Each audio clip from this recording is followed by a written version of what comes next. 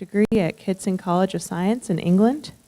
He completed his graduate studies at the Hatfield Polytechnic in England, obtaining a degree in applied biology.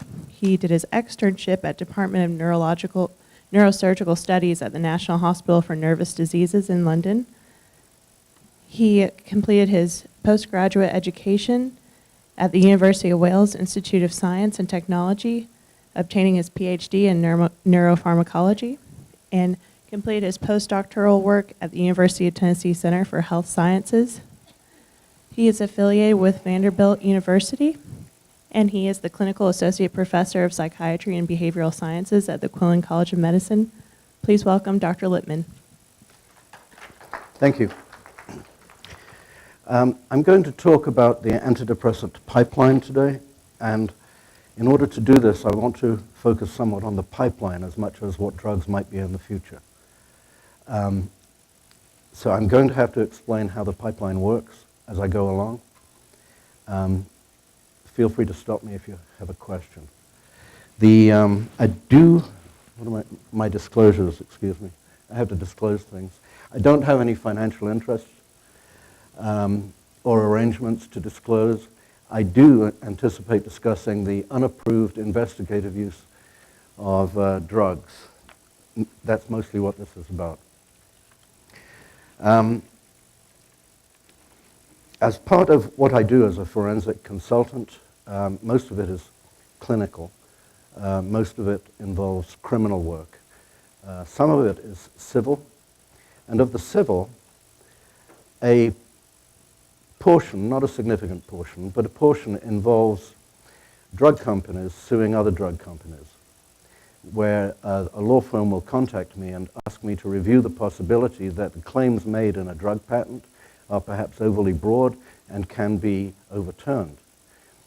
This is a standard part of the drug development pipeline, and it is a driver of what comes out on the market. So that if drug company A, for instance, wants to interfere with drug company's B development of a drug, one of the things they can do is they can query the patent. The other thing they can do is they can query the registration at the FDA. But to query the patent, they can make the drug unavailable on the market. And at this point, in the negotiations that go on, that's the part that I am involved in, drug company A will claim and prove that drug company B's patent is probably not valid, at which case drug company B will, their horse will leave the race, their value will plunge by billions, and drug company A will buy drug company B. That's one of the potential outcomes. The other is that drug company B will pay drug company A not to bring the action. And that works too. So it's a dog-eat-dog world.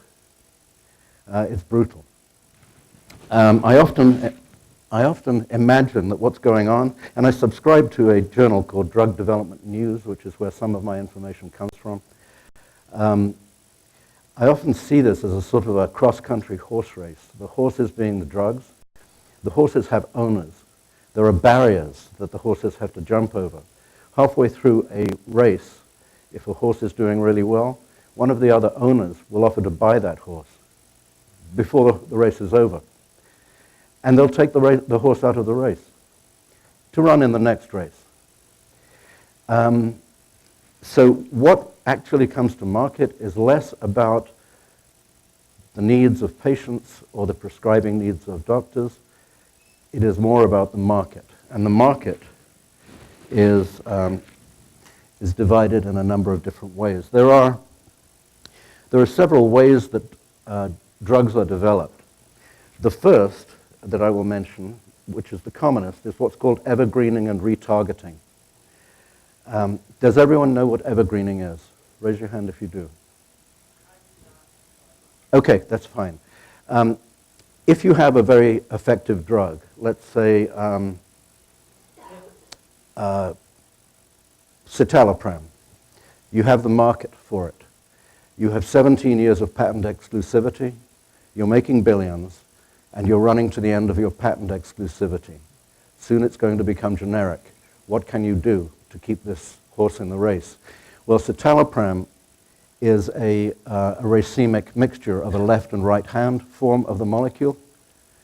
The left hand is the active form.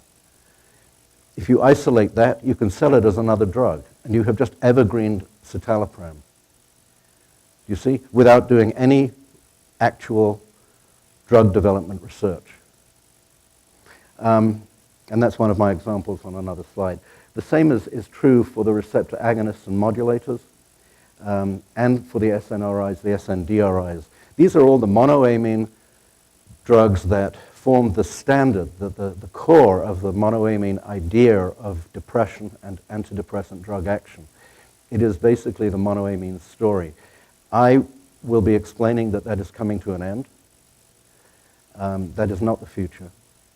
But nevertheless, as long as there is an incentive for drug companies to simply evergreen their chemicals, we're not going to see anything novel coming from that particular part of the pipeline.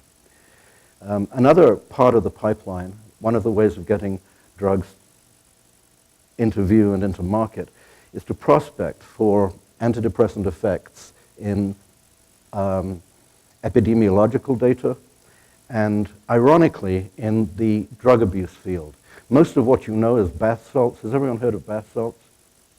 Okay, they're nearly all SNDRIs. And many of them were being prospected as antidepressants, many of them actually very effective. By the DEA putting them in Schedule 1, they have become unavailable to research and patients and the future. Nevertheless, the drug abusers discovered it before we did. The same is true, incidentally, of back in the 70s, clonidine was introduced for opioid withdrawal. Mark Gold published that first, but he didn't discover that.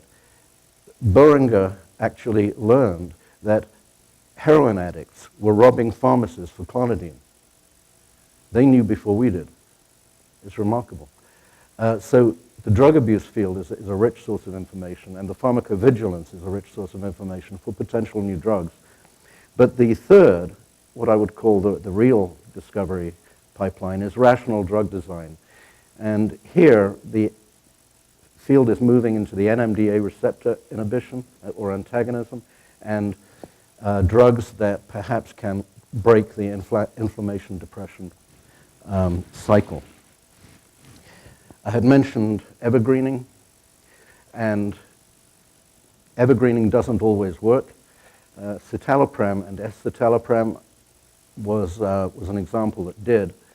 The metabolite of fluoxetine, which is its active ingredient, it has more than one, but norfluoxetine is available as an S or an R form, the racemic mixture. And the manufacturers decided that since that was the active form, they would develop it as a new drug. It would give them another lifetime. It would be more effective, perhaps, than fluoxetine itself. And it bombed in phase 3 studies with cardiac toxicity. So it doesn't always work. But the advantages of not having to do new research, but simply evergreening another drug, are huge financially.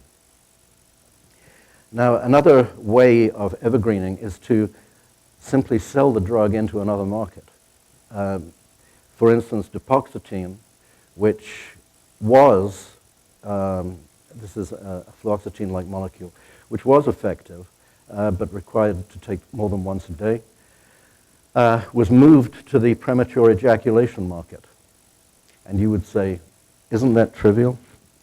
But in fact, the premature ejaculation market is expected to increase in value by about 10% to 2017, reaching $1.3 billion. I had no idea it was such a rich pile of money on account of the introduction of dupoxetine. Of the SNRIs, more evergreening is going on. The problem with the SNRIs, the serotonin norepinephrine reuptake inhibitors, is that there is very little separating norepinephrine reuptake from dopamine reuptake. And the closer we get to dopamine reuptake, the more patients like it, and the more abuse potential it has, the more activating it is, the more amphetamine-like it is. So that, as an example of, I think I would call this evergreening, but This is fluoxetine. This is atomoxetine. They differ by only one moiety. They are basically the same drug with fluorine on, and yet used for an entirely different market. Atomoxetine failed as an antidepressant, but again, it was put into the ADHD market. Now, milnacipran is a very successful antidepressant drug, but it is not sold in the US as an antidepressant. It's sold in the rest of the world as an antidepressant. The evergreening here is that the manufacturer has sold it into the US market for fibromyalgia treatment and taken the isomers, the levo and rectus isomers, separated them out, and sells only the levo isomer as levomilnacipran, which is Fatsima, in the US as an antidepressant. Obviously, milnacipran itself is antidepressant because of this levo component. But here we have what looks like an entirely new drug, and it isn't. Again, I think the public is deprived of research and development. Another example is desvenlafaxine, the metabolite of venlafaxine, and that's going to be used for neuropathic pain and menopause, thus getting a whole new life out of this drug. Now, the problem with the SNRIs, the venlafaxine and sibutramine. Sibutramine was Meridia. Meridia is now off the market, but it's still generically available. It's highly stimulating, and it suppresses appetite. So it was sold as an appetite suppressant, this antidepressant. But both of them have a phenethylamine-based molecule. This is venlafaxine. If you take this thing off the side, you have amphetamine. If you were to substitute a beta-ketone group here, you'd have bupropion. So this family of drugs, which in the higher doses are SNDRIs, triple uptake inhibitors acting on dopamine, are very stimulating, suppress appetite, and when they prove no more effective than an other on the market, they get sent into the ADHD market. Mazindol is on the market here too. It's an anorectic. Nefazodone is now generic, and you can see these are the selectivities at the serotonin. Oops, where am I going? Sorry, I can't see anything from down there. These are the selectivities at the serotonin reuptake, the transporter, norepinephrine, and dopamine. You can see that nefazodone is much more potent at dopamine reuptake blockade. It's essentially equivalent to sibutramine, which is used as an appetite suppressant. The newer SNDRIs, this is the next generation, this is what you're looking forward to, are in fact not new. So decentraline is actually the desmethyl metabolite of sertraline, but it's been abandoned, and it's going to go into the ADHD market. Radifaxine is the hydroxy metabolite of bupropion, and that's been abandoned too, recently, this year, I think. Because it's too stimulating. People like it too much. But it is the active ingredient of bupropion. The GlaxoSmithKline compound is not actually dead in the water. This was tested for ADHD in 2007 and for major depression in 2010 and 2011. The results were disappointing, but they were actually not ineffective. It just wasn't much better than everything else. And so that is being streamed into a new market. The market is called cocaine-experienced individuals experiencing depression. And I think, I'll explain later, that that might be an orphan drug application. Amitafidine is a prodrug of a metabolite of venlafaxine. That's all. So it's metabolized into the metabolite of venlafaxine, which we already know is a marketed, effective antidepressant, but it failed phase 3 trials. It was done at low dose because it's an SNDRI, and if you give it at a large dose, it feels like speed. So they're going to try it at a higher dose. And that is probably in the market. It's coming. Under development is liofenicin, which sort of went the same way as amantadine, in that it was an effective antidepressant, but people liked it too much. So it had abuse potential. It's not actually been discontinued. De Novo has just bought it, and they are going to do research to see if there is a subpopulation that it can be safely used in. So I think we will probably see that as well.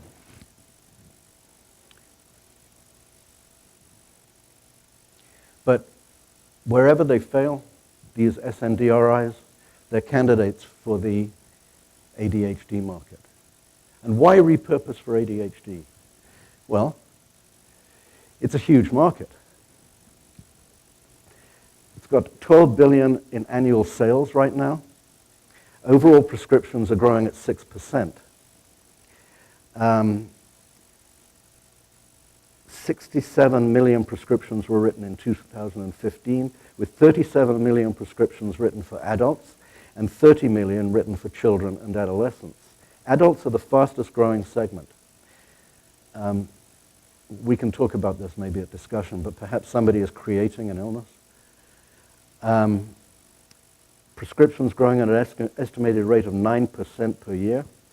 And there's nothing in the market other than amphetamine and Ritalin, really, to compete with. So this is a rich trove of patients to be mined. And that's why a lot of our antidepressant candidates of the stimulant type are being diverted into the ADHD market. The 5-HT receptor agonist-antagonist modulators that are in the pipeline are a number. Some of these are already in, and the reason I put them in this list here is because some of them show what I would call interesting properties that I think are going to be part of future drug development.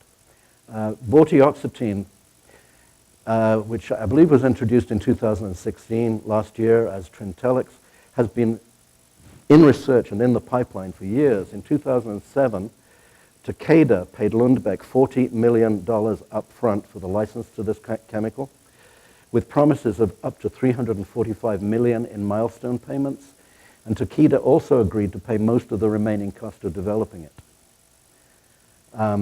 Vilazodone, of course, is on the market. What is interesting about this is it is an SSRI with 5-HT1A partial agonist properties.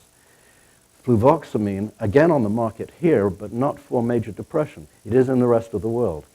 Here, it's marketed for OCD. Not that it has anything specific about OCD that is therapeutic for, but that's how it's marketed. The reason I put it in this list is it is different in another way. It's an SSRI with sigma-1 receptor agonist properties. Now, the sigma-1, do we all know what the sigma receptor is? No? Yes? Okay. Back in 1976, when I believe it was Martin discovered the receptors at which morphine acts on, he named one the mu receptor. Morphine acted on that, and it was blocked by naloxone, the antagonist. Another, the delta receptor. Another, the kappa receptor. He called it kappa because he could antagonize that, not with naloxone, but with ketocyclazosine, or ketazosine. Kappa, keto. And the sigma receptor, naloxone didn't block that, and neither did ketocyclazosine, but it was antagonized by a compound called SKF10047, which you will remember. And that identifies the sigma receptor. The sigma receptor is important because it is the mediator of inflammatory compounds, of excitatory inflammatory compounds. Substance P initiates expression of almost all known immunological chemical messengers, and substance P is active at the sigma-1 receptor. So a drug that has sigma-1 properties is of great potential future interest. It's not going to be fluvoxamine, but if there's something about the fluvoxamine molecule that targets sigma-1, then that is going to be in the next generation of drugs. Tadalafil, not all that exciting. It's an SSRI with 5-HT2C antagonist properties, and it was abandoned a year ago, quite rightly. This drug, a GlaxoSmithKline called 42887, has been in the pipeline quietly. And what excites me about this is that it is an SSRI with neurokinin 1 antagonist properties. Neurokinins are the tachykinin receptor, they are of the tachykinin family. They are excitatory inflammatory mediators. And a drug that will block neurokinin 1, at least theoretically, should be useful in the treatment of depression. And yet, everybody's on this bandwagon. These drugs are in the pipeline. I can't tell you where they are because there isn't much published at this time except for apripitant. And this is a Pfizer drug. It had been through phase 3. It was in application as a major depression treatment, and they withdrew it. And they instead introduced it as an anti-vomiting agent. Now, this doesn't mean that it isn't an effective antidepressant. It just means that it's easy to get to market by asking the FDA to approve it as an anti-vomiting agent. And of course, it's in the market. But what the drug development journals say about this family of drugs is unambiguous positive clinical evidence in over 2,000 patients studied in 5 well-controlled randomized controlled trials of 5 separate compounds, 3 tested at 2 or more dose levels, conducted by 3 independent labs, provides critical evidence that neurokinin 1 receptor antagonism, including that of apripitant, is an authentically distinct antidepressant mechanism. Across all these studies, efficacy appeared to be dose-related. Now, everyone is aware that the inflammatory process is involved in depression, or depression is involved in the inflammatory process. That's why the neurokinin 1 antagonists are important. That's why the sigma-1 drugs are important.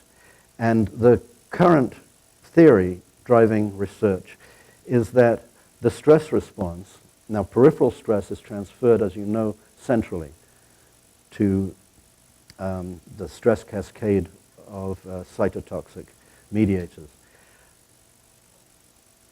That is neurotoxic. It is all excitotoxicity.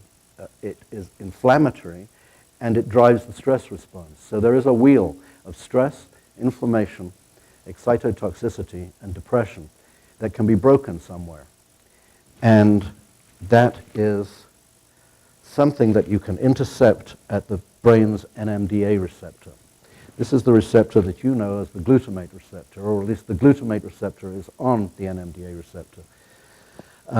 I want to mention 4 names in the next few moments, and I just want to explain where they come from so that you have some context. Quisquelic acid is a toxin found in geranium petals. To the right of that, you'll see a lump of agar with a little arrow pointing at it. This agar had quisquelic acid in it. And the Japanese beetle has taken a bite out of the agar and is now paralyzed. Quisquelic acid paralyzes Japanese beetles. It's acting at the NMDA receptor. That's why we can use quisquelic acid as a tool drug in exploring the NMDA receptor. Kainate is another tool drug we can use in exploring the NMDA receptor. And kainate is a drug that has been long known in herbal medicine as a toxin of roundworms and other worms. It's used in pet medicine, it's used in human medicine. And quinolinic acid, you would know as the metabolic precursor to things like NAD, NADH, nicotinamide, and at least in tobacco plants, it's the precursor to nicotine. So that having been said, the NMDA receptor is an excitatory receptor at which neurotoxicity can be mediated if it is overexcited. It has two sites for glycine, one of which can actually be serine. It has two sites for glutamate, one of which could be aspartate. But in order to be activated, all of these have to be filled. It has a site called the PCP site, which is in the pore. And that's where phencyclidine acts, it's where ketamine acts. There are so many places that you can modulate the activity of the NMDA receptor, which is an excitatory neurotoxic receptor, that it is a treasure trove for drug research. There are various different kinds of NMDA receptor. One of them is one type is the metabotropic, and I won't say much about those. Another type is the ionotropic receptor. This is the one I just illustrated with a pore in it, an ion pore. Antagonists I have listed at the right, partial agonists in the middle, agonists, including quinolinic acid. Not only used to explore the activity of the NMDA receptor, but these are all potential drugs. Ketamine being one is an antagonist. And there is large-scale population observations of antidepressant side effects in the Food and Drug Administration's database of adverse effect reports. That recently was rather interesting. Ketamine is used for pain, as you know. In a population of 238,000 patients treated with analgesics, those treated with ketamine had the least reports of depression as an adverse effect. It was less than normal. There is something antidepressant about ketamine.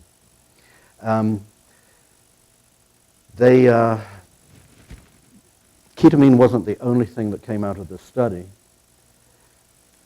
Oddly, Botox, antidepressant, minocycline, antidepressant, and diclofenac, which is a non-steroidal anti-inflammatory, also associated with loss of depression.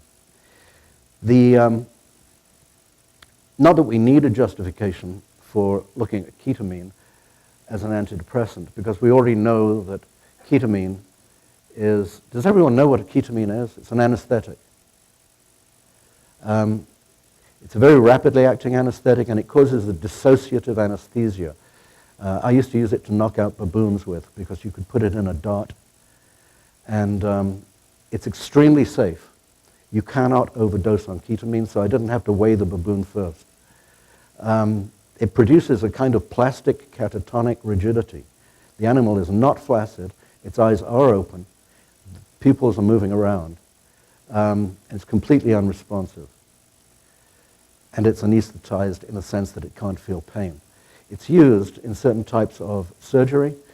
The disadvantage of it, as emerged when it was used as an emergency field anesthetic in the Vietnam War, is that as you are coming out of the drug, when the concentration in your blood is low enough to let you wake up, but still high enough to affect you, you hallucinate and you become delirious. So it has to be used with great care. Nevertheless, if it's used at sub-anesthetic doses, and this is the remarkable reason why we're talking about it in the sense of depression, at sub-anesthetic doses, 0.5 milligram per kilogram infused intravenously over 40 minutes, in 25% of people to 100% of people, they get an immediate relief of major depression. It is startling. This lasts for about a week to more than 3 months. This is remarkable. In other words, the effect is outlasting the effect of the drug on the NMDA receptor. The NMDA receptor's modulation is changing plasticity, it is changing long-term potentiation, it is doing something that has enduring effects. And I would say I've said here that the problem is that it's generic and you can't patent it. From the pipeline point of view, that is the problem. From a practical point of view, this is typically done by intravenous injection in usually in an anesthesia suite. Probably not necessary, but this is what the market is doing with it. Ketamine is a racemic mixture of right and left forms. The S form appeared once to be the more active form. Both of them, however, bind to the PCP receptor. Both block dopamine uptake, and Pfizer has patented the S isomer's use. So, Pfizer, the S isomer. It's already on the market outside of the US. It's an injectable in Austria, Finland, and Slovenia. Because it's not a new molecular entity, so-called, it's something known to the FDA, this will be very easy to patent and very easy to get through regulation in the US. What I found interesting was that they have patented an aqueous or aerosol solution without antimicrobial containing 160 milligrams per mil of S-ketamine. I don't understand how you can patent something on the basis of that we put it in water and we didn't add an antimicrobial, but evidently you can. And they have patented doses of 0.1 to 3 milligram per kilogram per day for intranasal use by patients self-administering. So this is definitely in the pipeline. They've also patented the method of that claim, wherein the symptoms of such treatment-resistant depression are alleviated within 2 hours of administration of the ketamine, and they have patented the use of this nasal spray at least 7 times in 14 days. So it looks like that's in the pipeline. You have to ask yourself, though, how does the pipeline work? Evergreening? Well, S-ketamine nasal sprays are not yet on the market, but the evergreening has already begun. Ketamine is metabolized to hydroxyketamine, and hydroxyketamine is metabolized to hydroxynorketamine. In animal studies, hydroxynorketamine is responsible for the antidepressant-like effects of ketamine in mice, and blocking it prevents the antidepressant effect of ketamine in mice. So I think we can see the next several generations of ketamine in the antidepressant market. Moving on to the partial agonists, there's a very interesting story. I happen to know Joe Moscow, who is responsible for this. In 2005, he developed a monoclonal antibody against the glycine site of the NMDA receptor in the hippocampus. And he took the hypervariable region of the light chain of that monoclonal antibody, and he cloned it and he sequenced it. And then he made peptide candidates. These were to the glycine receptor. He called them the Gly-X series.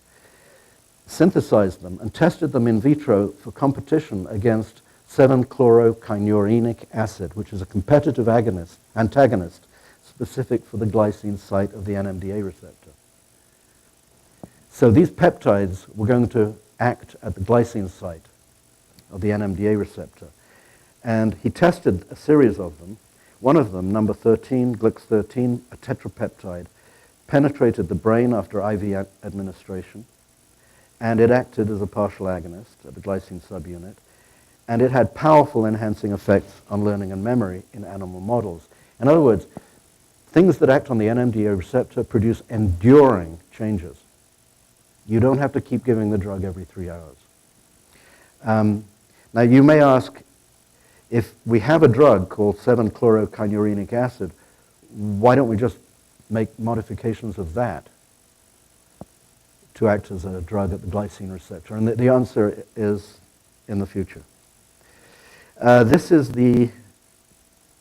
what Glix-13 looks like. He called it Repastinol. It's it's a peptide of 4 amino acids. It's small, but it's not what we call a small molecule in the sense of a powder that you can swallow. It's a peptide. It has to be injected. Preclinical data showed a number of indications. It enhances memory in rodent models, increases long-term potentiation in vitro. In anoxic Mongolian gerbils, which is a test actually that's very useful in brain death, it delayed cell death in the dentate gyrus pyramidal cells. And it produces analgesia at non-ataxic doses. And in antidepressant models, it was very effective. So its destiny was set.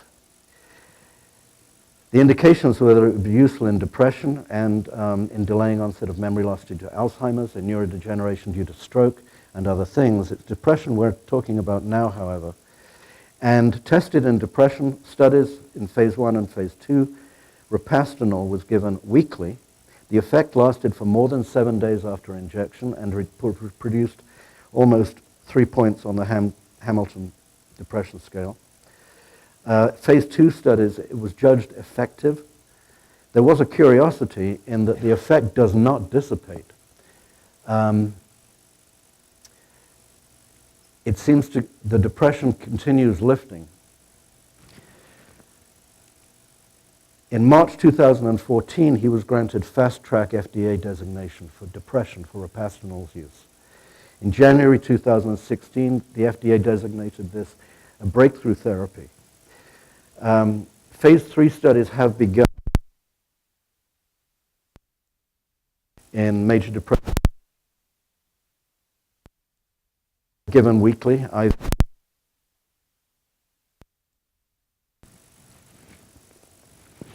Those studies aren't yet completed, but he's already sold it. He sold it to Allergan, the Irish drug giant, for $500 million.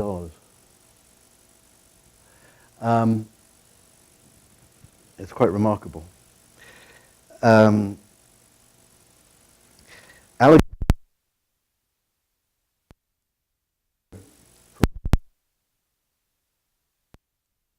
with similar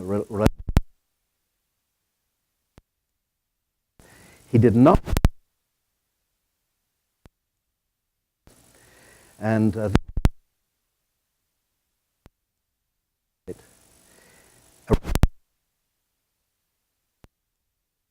Aptonext commercially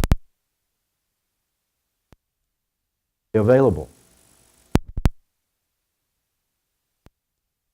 Empathy models have already been completed the month before last. It's moving on to phase 2. As to the one that he sold, and apparently his name went with it, even though Allergan now owns it.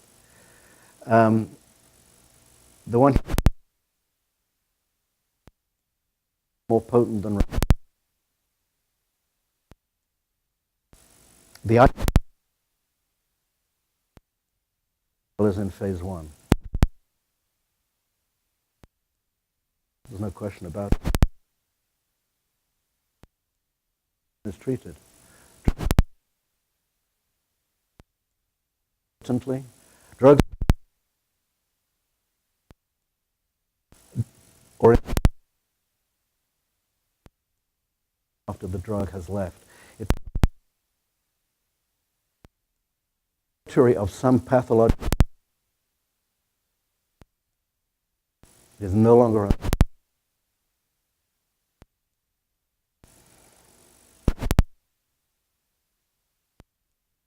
tropic about them. In fact, they don't work. No, and their ability to, and that was done in antagonist. You can't use the brain. Produced AV101 than chloroquinurine. It's taken up is in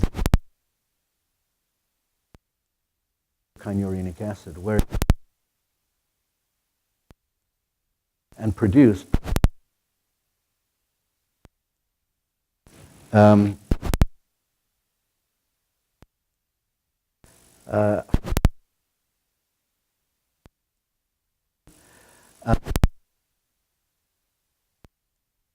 Ketamine does, though.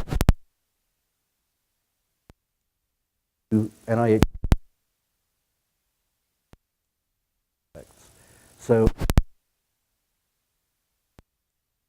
is definitely in the pipe. Pastanol came across this room of ketamine. In China,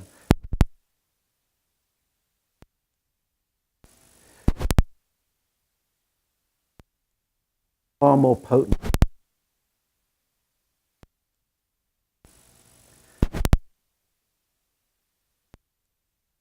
by University Corporation.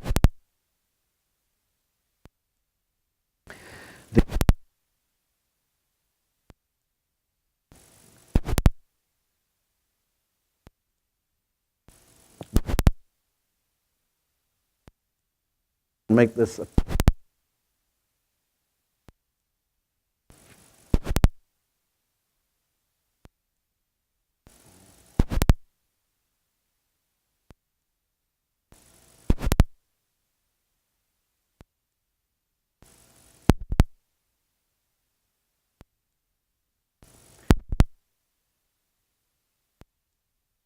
another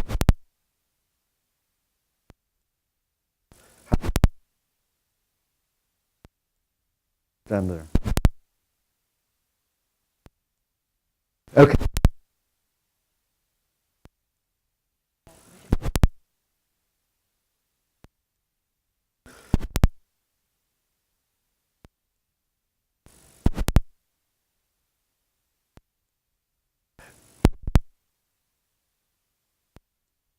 Okay.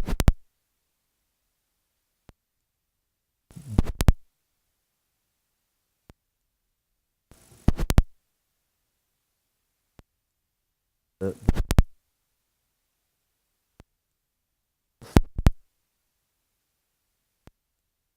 intact ingredient.